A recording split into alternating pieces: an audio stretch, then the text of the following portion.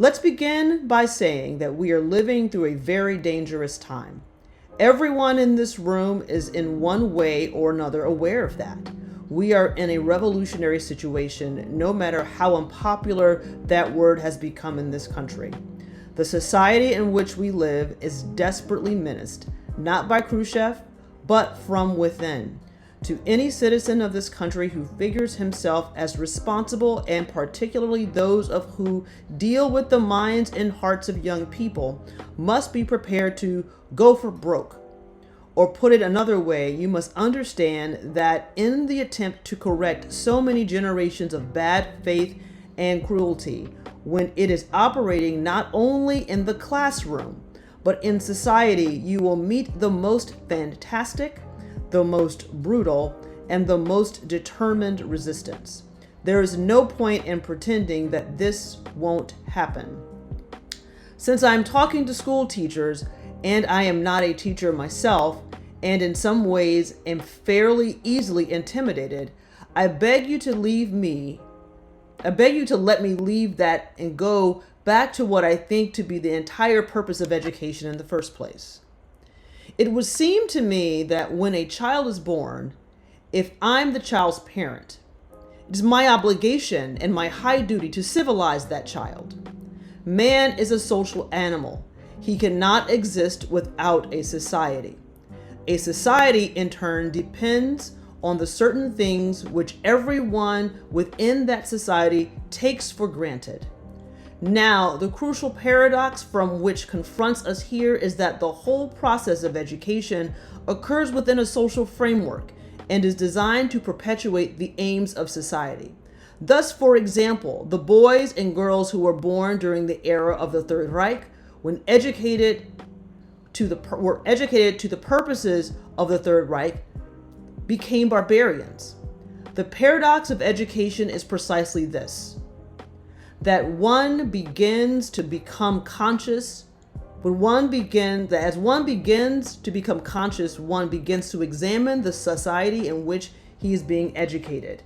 The purpose of education, finally, is to create in a person the ability to look at the world for himself, to make his own decisions, to say to himself, this is black or this is white, to decide for himself whether there is a God in heaven or not, to ask questions of the universe and then learn to live with those questions, is the way he achieves his own identity.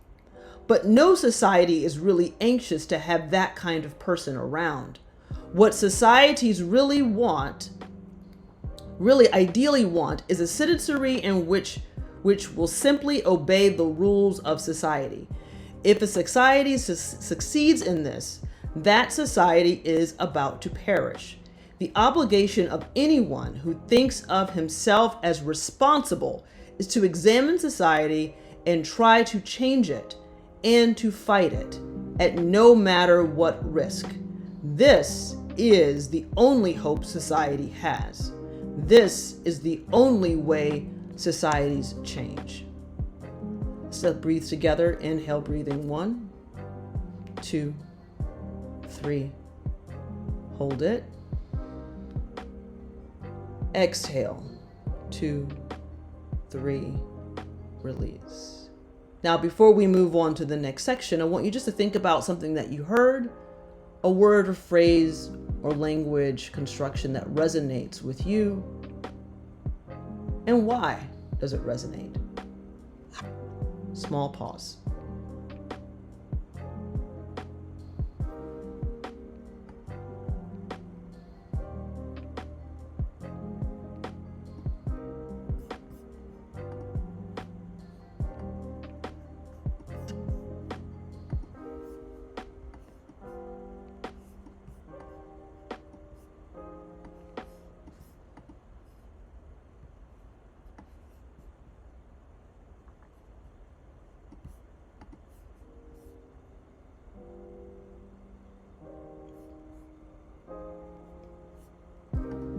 Now let's go on to the rest.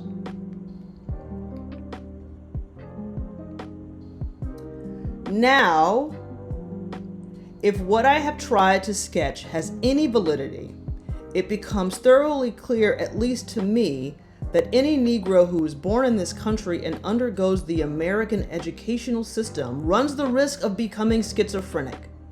On the one hand, he is born in the shadow of the stars and stripes, and he is assured it represents a nation which has never lost a war. He pledges allegiance to that flag, which guarantees, quote, liberty and justice for all. He is a part of a country in which anyone can become president and so forth. But on the other hand, he's also assured by his country and his countrymen that he has never contributed anything to civilization, that his past is nothing more than a record of humiliations gladly endured.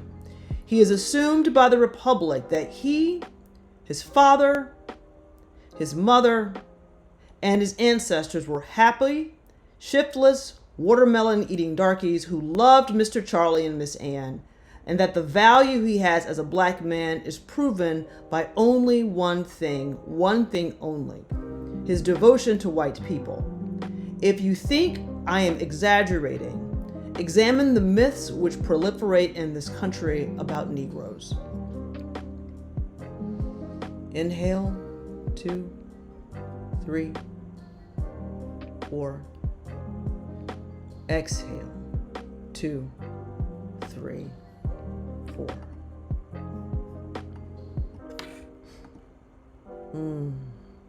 Just going to pause for a second just to give us a chance to reflect on what's coming up for us and where we're feeling this in our bodies.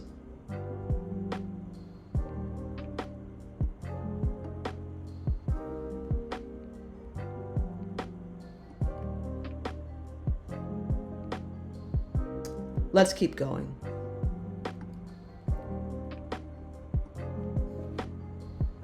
Let's keep going. All this enters the child's consciousness much sooner than we as adults would like to think it does. As adults, we are easily fooled because we are so anxious to be fooled. But children are very different. Children, not yet aware that it is dangerous to look deeply at anything, look at everything. Look at each other and draw their own conclusions. They don't have the vocabulary to express what they see, and we, their elders, know how to intimidate them very easily and very soon. But a black child looking at the world around him, though he cannot know quite what to make of it, is aware that there is a reason why his mother works so hard, why his father is always on edge. He is aware that there is some reason why, if he sits down in front of the bus, his father or mother slaps him and drags him to the back of the bus. He is aware that there's some terrible weight on his parents' shoulders which menaces him. And it isn't long.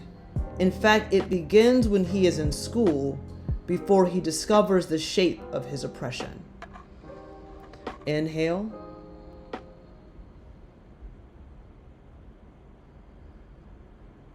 And exhale.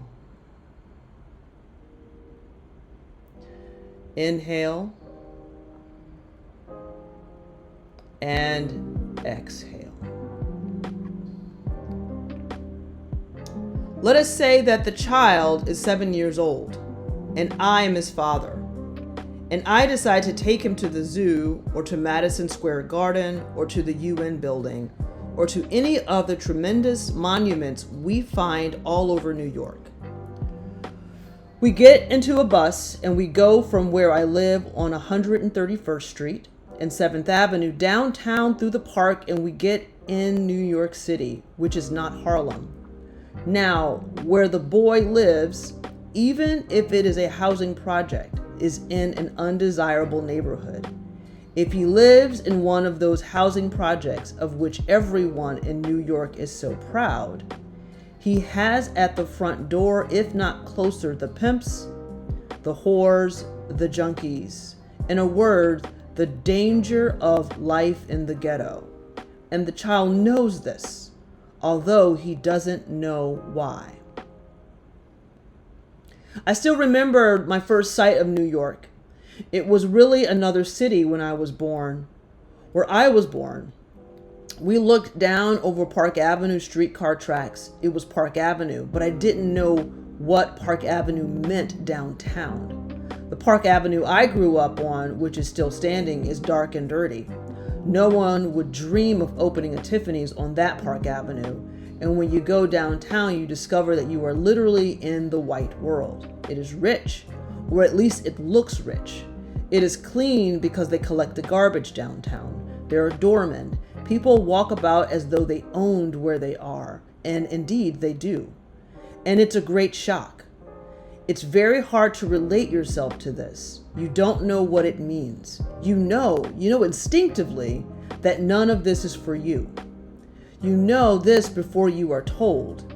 And who is it for, and who is paying for it, and why isn't it for you? Later on, when you become a grocery boy, or a messenger, and you try to enter one of those buildings, a man says, "Go to the back door." Still later, you happen by one odd chance to have a friend in one of those buildings. The man says, "Where's your package?" Now, this by no means is the core of the matter.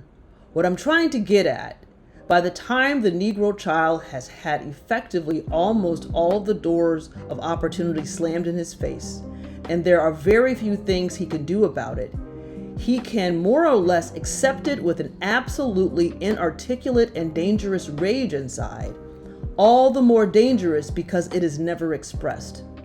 It is precisely those silent people whom white people see every day of their lives. I mean, your porter and your maid, who never say anything more than "yes, sir," or "no, ma'am." They will tell you it's raining if that's what you want to hear. And they will tell you the sun is shining if that is what you want to hear. They really hate you, because in their eyes, in their right, you stand between them and life. I want you to come back to that in a moment. It is the most sinister of facts, I think, which we now face. There is something else the Negro child can do. Every street boy, and I was a street boy, so I know, looking at society which has produced him, looking at the standards of that society which are not honored by anybody, looking at your churches and the government and the politicians, understand this structure is operated for someone else's benefit, not for his. And there is no reason in it for him. If he is really cunning, really ruthless, really strong, and many of us are, he becomes a kind of criminal. He becomes a kind of criminal because that's the only way he can live. Harlem and every ghetto in this city, every ghetto in this country is full of people who live outside the law. They wouldn't dream of calling a policeman. They wouldn't for a moment listen to any of those professions of which we are so proud on the 4th of July. They have turned away from this country forever and totally. They live by their wits and really long to see the day when the entire structure comes down. Let's take a moment to breathe.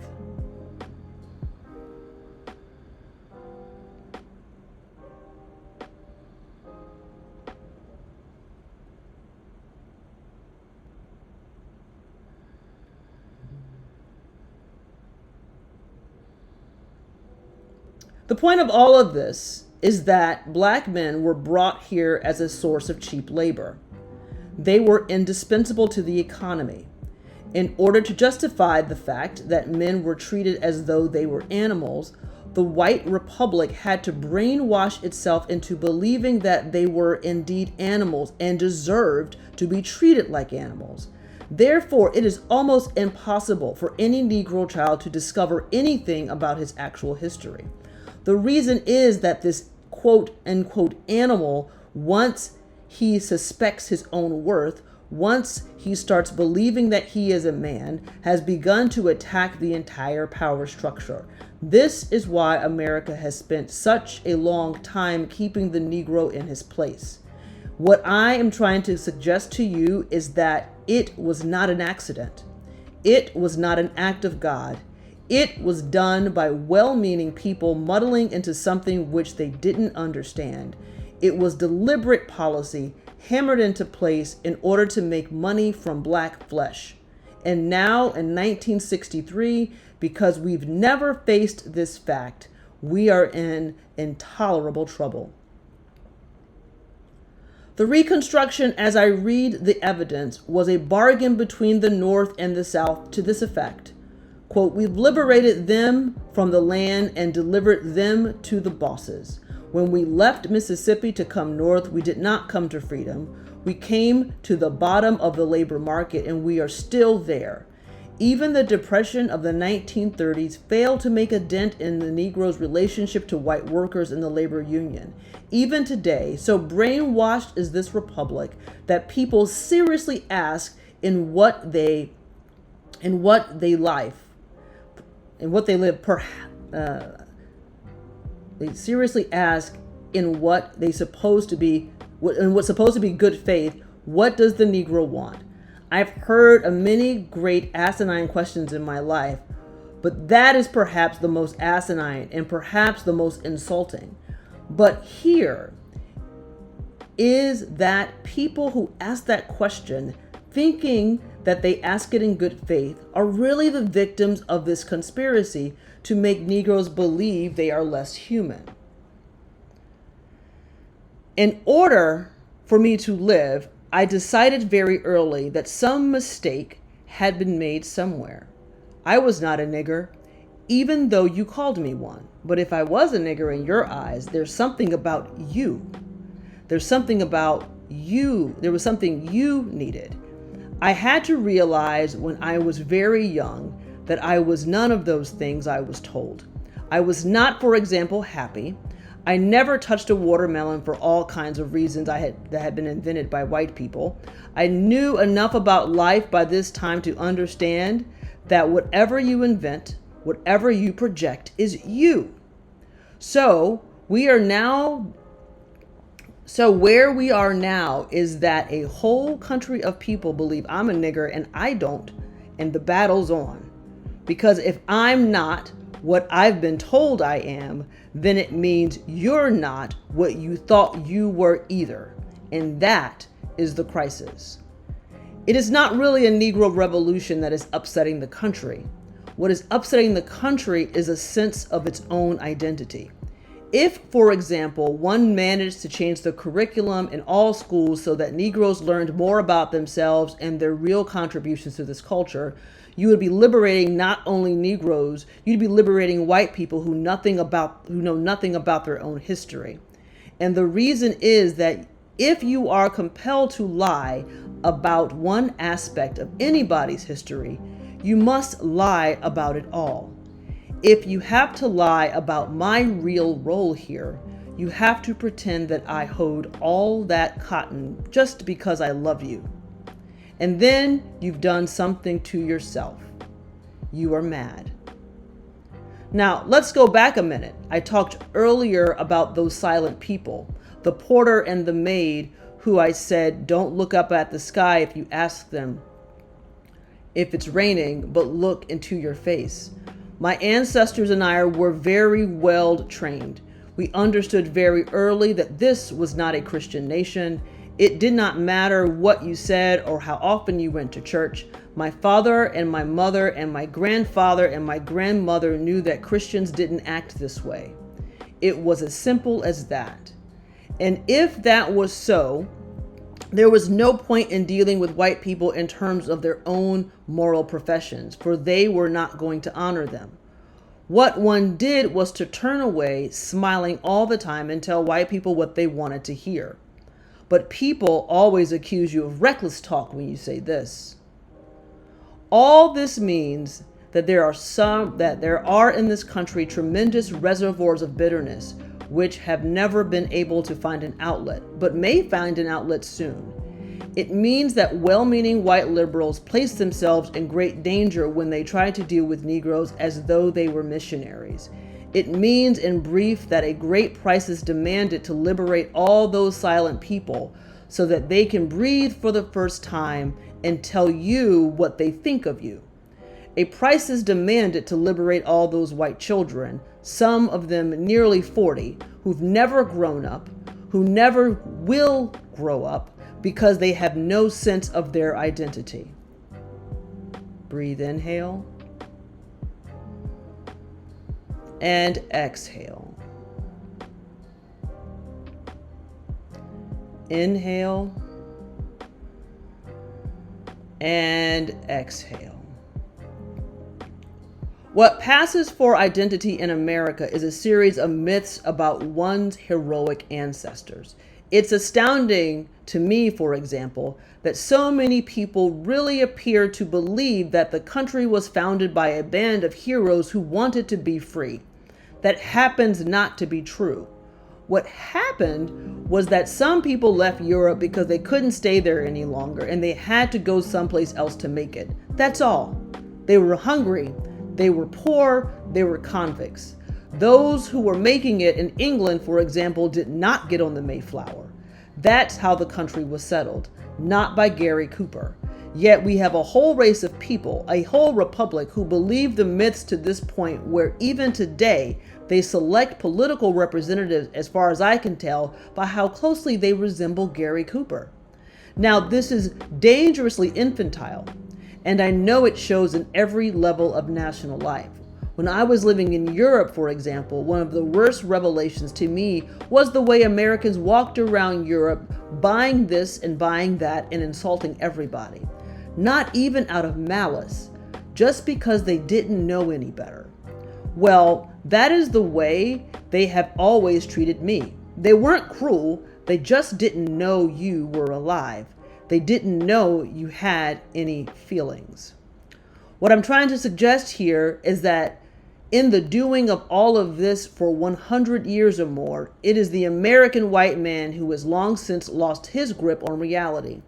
In some peculiar way, having created this myth about Negroes and the myth about his own history, he created myths about the world so that, for example, he was astounded that some people could prefer Castro. Astounded there are people in the world who don't go into hiding when they hear the word communism. Astounded that communism is one of the realities of the 20th century, which we will not overcome by pretending that it does not exist. The political level in this country on the part of the people who should know better is abysmal. The Bible says somewhere that there is no vision, that where there is no vision, the people will perish. I don't think anyone can doubt that in this country today, we are menaced, intolerably menaced by lack of vision. It is conceivable that a sovereign people should continue as we do so objectively to say, I can't do anything about it. It's the government. The government is the creation of the people. It is the responsibility to the people, and the people are responsible for it. No American has the right to allow the present government to say when Negro children are being bombed and hosed and shot and beaten all over the Deep South that there is nothing we can do about it. There must have been a day in this country's life when the bombing of children in Sunday school would have created a public uproar and endangered the life of a Governor Wallace. It happened here, and there was no public uproar. If you're just tuning in, we are reading aloud A Talk to Teachers by James Baldwin, October 1963. I began by saying that one of the paradoxes of education was that precisely at the point when you begin to develop a conscience, you must find yourself at war with your society. It is your responsibility to change society if you think of yourself as an educated person. And on the basis of evidence, the moral and political evidence, one is compelled to say that this is a backward society. Now, if I were a teacher in this school or in a Negro school, and I was dealing with Negro children who were in my care only a few hours of every day and would return to their homes and to their streets, children who have an apprehension of their future, which with every hour grows dimmer and darker, I would try to teach them. I would try to make them know that those streets, those houses, those dangers, those agonies by which they are surrounded are criminal. I would try to make each child know that these are the result of a criminal conspiracy to destroy him. I would teach him that if he intends to be a man, he must at once decide that his is stronger than this conspiracy and that he must never make peace with it. And that one of his weapons for refusing to make peace with it and for destroying it depends on what he decides he is worth. I would teach him that there are currently very few standards in this country. Very few standards in this country which are worth a man's respect. That is up to him to change these standards for the sake of life and health of the country. I would suggest to him that the popular culture as represented, for example, on television and in comic books and in movies is based on fantasies created by very ill people. And he must be aware that these are fantasies that have nothing to do with reality. I would teach him that the press he reads is not as free as it says it is, and that he can do something about that too. I would try to make him know that just as American history is longer, larger, more various, more beautiful, and more terrible than anything anyone has ever said about it, so is the world larger, more daring, more beautiful, and more terrible, but principally larger, and that it belongs to him. I would teach him that he doesn't have to be bound by the expediencies of any given administration, any given policy, any given morality, that he has the right and the necessity to examine everything. I would try to show him that one has not learned anything about Castro when one says he's a communist. This is a way of his not learning something about Castro, something about Cuba, something in time about the world. I would suggest to him that his living at the moment in an enormous province. America is not the world. And if America is going to become a nation, she must find a way, and this child must help her find a way to use the tremendous potential and tremendous energy which this child represents. If this country does not find a way to use that energy, it will be destroyed by that energy. Again, this is James Baldwin, a talk to teachers delivered on October 16th, 1963, formerly entitled A Negro Child, His Self-Image, published in the Saturday Review on December 21st, 1963.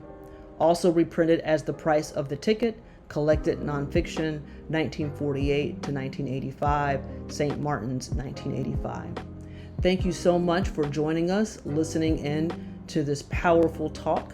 Has a lot of connections to what we are experiencing today. Please join us again, February 22nd, where we'll dive deeper into this particular text. Happy Black History Month, and have a wonderful day.